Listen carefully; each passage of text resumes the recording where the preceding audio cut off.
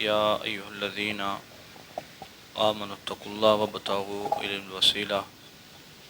قرآن عظیم الشان میں ارشاد فرمایا گیا کہ ایمان والو اللہ سے ڈرو اور اس کے رستے میں وسیلہ تلاش کرو۔ وسیلے سے مراد مرشد کامل ہے، اور بغیر مرشد کامل کے، بغیر استاد کے کوئی کام بھی بندہ نہیں کر سکتا۔ جیسے بندہ ساری زندگی کپڑے پہنتا ہے لیکن استاد نہیں ملتا، سی نہیں سکتا۔ ساری زندگی بندہ گزار دیتا ہے، اپنا جسم ہے، کھانا پینا اپنا ہے، سارا کچھ اپنا ہے، لیکن سمجھ نہیں سکتا کہ یہ کھانا میرے لیے فائدہ مند ہے یا نقصان کا سبب ہے۔ استاد ملتا ہے، وہ کہتا ہے بھئی یہ جو کھانا ہے یہ بہت زیادہ تیرے لیے نقصان کا سبب ہے، یہ بادی ہے، یہ صفرائی ہے، یہ سدائی ہے، یہ تیری آنتوں کو خراب کرے گا، اور دوسرے کو کہتا ہے کہ یہ کھاؤ تیرے لیے یہ بہتر ہے۔ تو استاد جو ہے وہ بندے کو بتاتا ہے۔ یہ بڑی دیکھیں، بڑی عجب بات، بڑی اتفاق والی بات کہ شہنشاہ بغداد شیخ عبد القادر جیلانی، آپ مادرزاد ولی ہیں۔ جب پیدا ہوئے تو بعض روایتوں میں آتا ہے کہ مکمل حافظ قرآن تھے، بعض روایتوں میں آتا ہے کہ 17 سپاروں کے حافظ تھے۔ بس جتنے بھی حافظ تھے تو انہوں نے ماں بھی اللہ کی ولیہ، باپ بھی اللہ کا ولی، نانا بھی اللہ کا ولی، لیکن شجرے میں باپ کا نام نہیں ہے۔ باپ کے مرید ہیں لیکن ابو صالح کا نام نہیں ہے۔ نام حضرت حماد کا ہے، نام ابو سعید کا ہے، غوث الاعظم رضی اللہ عنہ کو باپ کا نام نہیں ہے۔ حضرت داتا گنج بخش رحمۃ اللہ علیہ، آپ رشتے میں حضرت غوث پاک کے ماموں لگتے ہیں، خالہ زاد ماموں لگتے ہیں، لیکن اولاد حضرت امام حسن کی اولاد میں سے ہیں، لیکن شجرے میں، شجرہ طریقت میں باپ کا نام نہیں ہے۔ بڑے لوگ یہ کہتے ہیں آج کہ ماں پیوں دے ہوندے ہیں مرشد پڑھنے کی کیڑی ضرورت ہے، کہ ماں باپ کا اپنا کام ہے، مرشد کا اپنا کام ہے۔ باپ کے ہوتے، ماں کے ہوتے، اسکول جانے کی کیا ضرورت ہے؟ یونیورسٹی جانے کی کیا ضرورت ہے؟ پردیس جانے کی کیا ضرورت ہے؟ ہنر سیکھنے کی کیا ضرورت ہے؟ باپ صرف اس کام کے لیے رہ گیا کہ باپ کی موجودگی میں بندہ اللہ کی محبت نہ سیکھے، اللہ کا ذکر نہ سیکھے۔ ہاں اگر باپ کو آتا ہے تو بڑی بات ہے، باپ اس شعبے کا شاہسوار ہے تو الحمدللہ بڑی بات ہے، باپ سے بندہ سیکھے۔ اگر باپ اس چیز کا نہیں جانتا تو پھر باپ یہ کام کر سکتا نہیں ہے۔ آپ دیکھتے ہوں گے کئی بندے ہیں جن کے باپ بڑے پڑھے لکھے ہیں، بہت زیادہ پڑھے لکھے ہیں، بیٹا اتنا پڑھا لکھا لیکن باپ سے نہیں بیٹا پڑھا۔ باپ بڑا پڑھا لکھا ہے، پی ایچ ڈی کی ہے، M B B S course کیا ہے، وکیل ہے، فلانا، اپنے بیٹے کو اسکول میں داخل کروایا ہے، خود نہیں گھر پڑھایا۔ اس لیے کہ وہ ماحول جو گھر میں ہے وہ اسکول کا ماحول علیحدہ ہے۔ کئی باپ ٹیچر ہوتے ہیں، بیٹا اپنا ہے، پڑھا دوسرے سے رہے ہیں، یار میرے بیٹے کو پڑھاؤ، میرا بیٹا جو ہے یہ پڑھ جائے۔ تو اس لیے یہ جو پیری مریدی ہے یہ ایک فن ہے۔ امام ربانی مجد الحسن رحمۃ اللہ علیہ، آپ کے ایک بندے نے خط لکھا، حضرت میرے پاس سلسلہ چشتیہ کی خلافت ہے، سلسلہ قادری کی خلافت ہے، سلسلہ سلوردیہ کی خلافت ہے، اب میں آپ سے سلسلہ نقشبندیہ کی خلافت دلانا چاہتا ہوں، آپ کی بارگاہ میں حاضر ہونا چاہتا ہوں۔ آپ نے جواب میں فرمایا بھی ہمارے ہاں جو بیعت ہے یہ تعلیم و تربیت ہے، تربیت ہے۔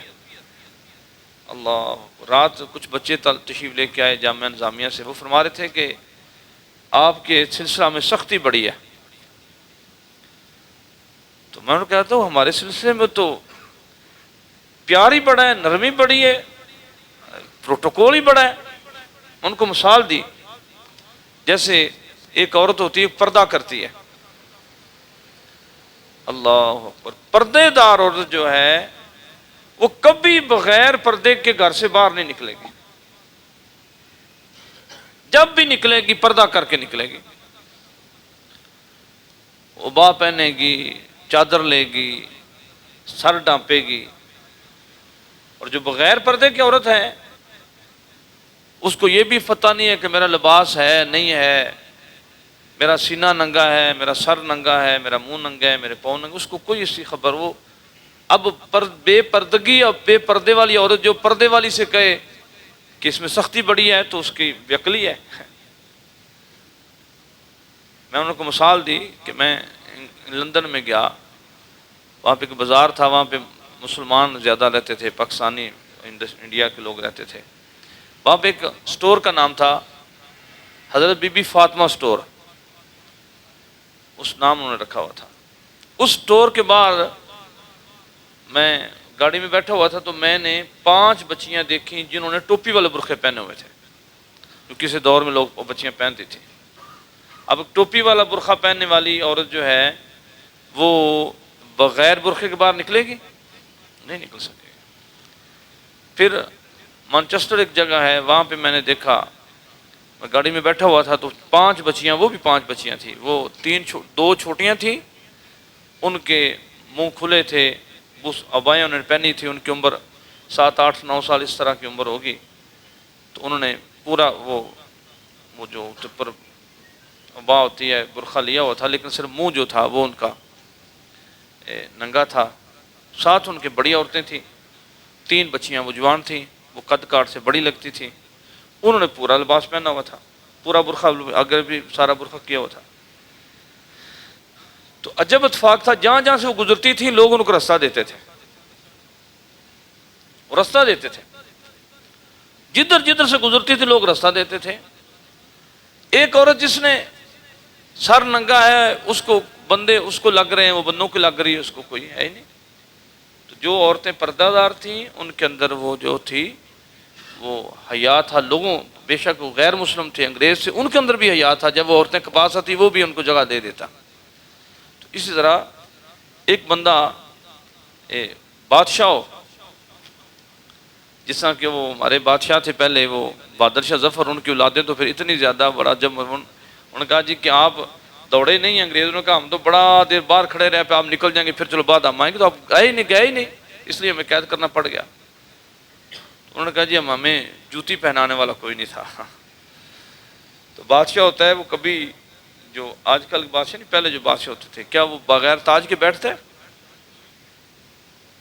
اسی طرح ایک بندہ وردی میں ہوتا ہے، تو جو مسلمان جو عزت والا بندہ ہے، جب وہ اپنے اس طریقہ مصطفیٰ پہ چلتا ہے تو اس کے لیے آسانی ہے۔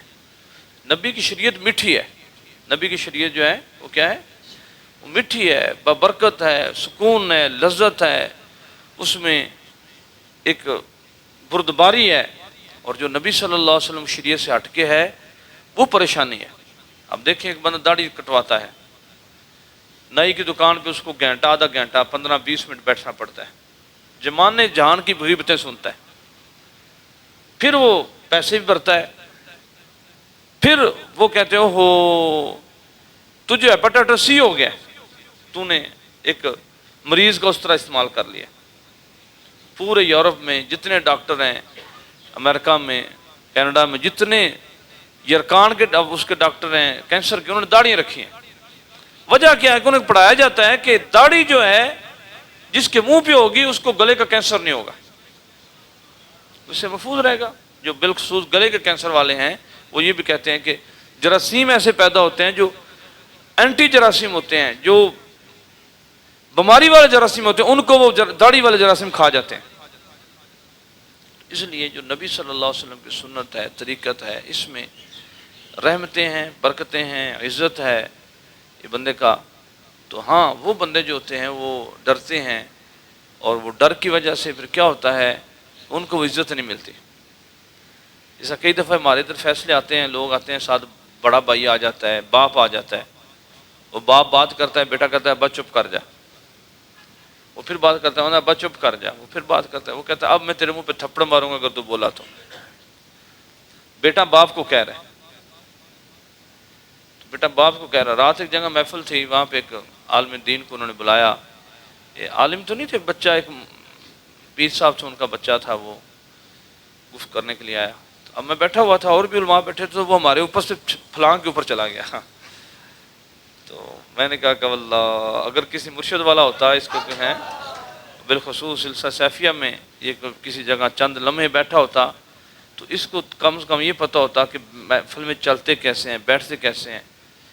تو یہ ہمیں مبارک صاحب رحمۃ اللہ چھوٹی چھوٹی بات بتائی، چھوٹی چھوٹی اتنا بات بتائی کہ مبارک صاحب رحمۃ اللہ سامنے ایک بندے نے سے وہ نمک لیا، جب نمک لیا تو انہوں نے مبارک صاحب رحمۃ اللہ فرماتے ہیں کہ ایسے نمک نہیں لیتے، ایسے نمک لیتے ہیں۔ قاری شیخ صاحب ہاتھ دھونے لگے تو کہتے ہیں میں نے ہاتھ دھوئے، یہاں تک دھوئے۔ تو مبارک صاحب رحمۃ اللہ دیکھا، فرمایا کہ ہاتھ یہاں تک دھوتے ہیں، مستحب عمل یہ ہے کہ گھٹ تک ہاتھ دھونا۔ قاری شیخ صاحب ماتے میری آنکھوں میں آنسو آ گئے۔ مبارک صاحب رحمۃ اللہ کو پنجابی میں کہا، میں واہ مرشدہ، یہ بھی گلاں دسنا ہے۔ تو مبارک صاحب رحمۃ اللہ علیہ فارسی میں فرمایا یہ کیا مولوی صاحب کیا کہہ رہے، بتایا کہ آپ، فرمایا کہ میں روحانی باپ ہوں، تو باپ اپنے بچوں کو سمجھاتا ہے، باپ بتاتا ہے۔ تو یہ الحمدللہ ہمارے ہاں جو تربیت ہے یہ اللہ کا فضل ہے، یہ اللہ کا فضل ہے، اس کی مہربانی ہے، اس کی عنایت ہے۔ رات میں بھائی فرو میں گیا، وہاں پہ کچھ سالکین ملنے کے لیے آئے، تو میں دیکھ رہا تھا ان کے پاس 2-3 کے پاس چادریں نہیں تھیں۔ میں کہا بیٹا ہمارے پاس سلسلے میں چادر ہوتی ہے، آپ کی چادر کدھر ہے؟ کہا چادر نہیں۔ تو یہ ابو ہریرہ رضی اللہ عنہ نبی صلی اللہ علیہ وسلم کہ چادر جو ہے وہ بچھاؤ، نبی صلی اللہ علیہ وسلم فرمایا ابو ہریرہ چادر بچھاؤ، انہوں نے چادر بچھائی تو آپ نے اس میں سے ایسے کر کے 3 چلو ڈال دیے، تو چادر تھی تو بچھائی۔ نبی صلی اللہ علیہ وسلم نے کئی اپنی چادر بچھا دی، تو چادر تھی تو بچھائی۔ چادر ہے، اس میں ہمارے ایک پروفیسر ہیں سلیم احسن صاحب، میاں والی کے بہت مشہور استاد ہیں، بہت مشہور پروفیسر، بڑے بڑے لوگ ان کے جو ہیں وہ شاگرد ہیں، بڑے لوگ۔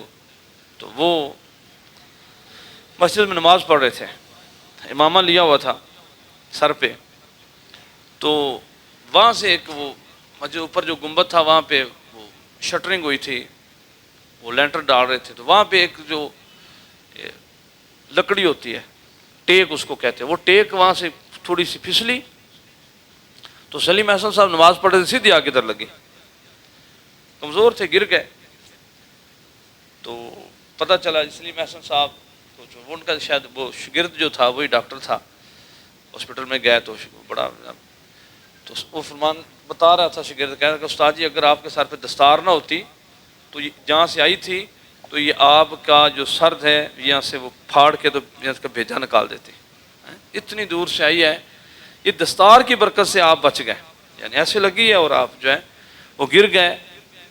اس طرح ایک بٹ صاحب تھے، وہ ایکسیڈنٹ ہو گیا، تو وہ بیچارے گر گئے، تو وہ گاڑی میں ساتھ چلتے رہے، ان دستار جو تھی وہ گھوم کے ایسے ادھر لگی، پہلے ان کی آنکھ پہ آ گئے، ادھر سے زخمی ہو گئے، ادھر بھی۔ وہ ڈاکٹر کہتے ہیں کہ اللہ کا فضل دیکھے کہ اگر آپ کے سر پہ دستار نہ ہوتی تو آپ کی آنکھ ضائع ہو جاتی۔ تو جتنی بھی نبی صلی اللہ علیہ وسلم سنتیں ہیں اس کے اندر لاکھوں حکمتیں ہیں، لیکن ہمارے لیے سب سے بڑی بات کیا ہے کہ میرے نبی کی سنت ہے۔ تو یہ نبی صلی اللہ علیہ وسلم سنت مبارکہ جو ہے یہ، اور پھر جو ہمارا سلسلہ جو ہے یہ الحمدللہ یہ ہمارا سلسلہ مجددیہ جو ہے، اس میں ہر بزرگ کا جو ہے فیضان ہے، برکتیں ہیں۔ مالک کائنات ہمیں آقا دو جہاں صلی اللہ علیہ وسلم وفاداری سے مالا مال فرمائے۔